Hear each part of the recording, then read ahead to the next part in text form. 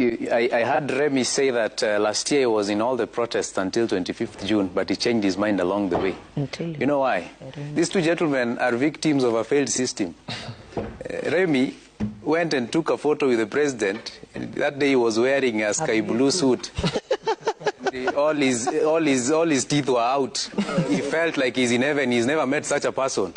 And that day they were given 25,000 Kenya shillings each. They are bribed by 25,000 Kenya shillings. The future of Kenya is being bribed by 25,000 Kenya shillings. Out. And afterwards, they have had Charlene Ruto visiting them, occasionally, and ensuring that they keep touch. That is what is happening in universities. So if you hear them come here, they don't speak what they believe.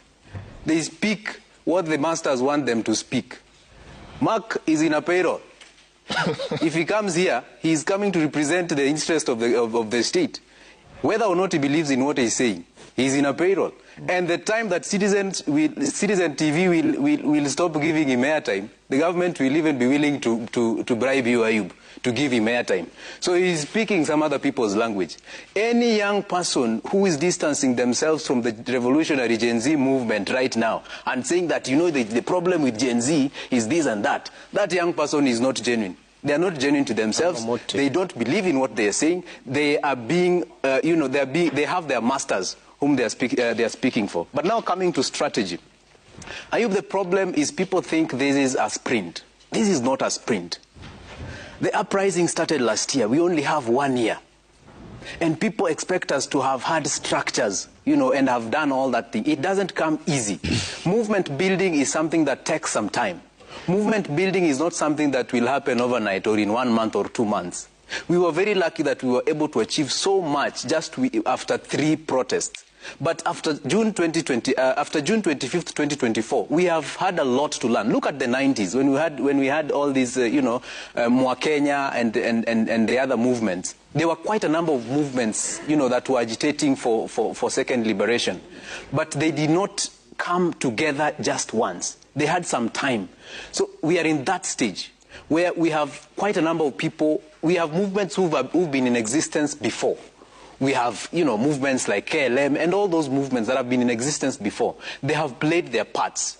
But now we are trying to bring all these sectors together, all these movements together, all these groups of people together.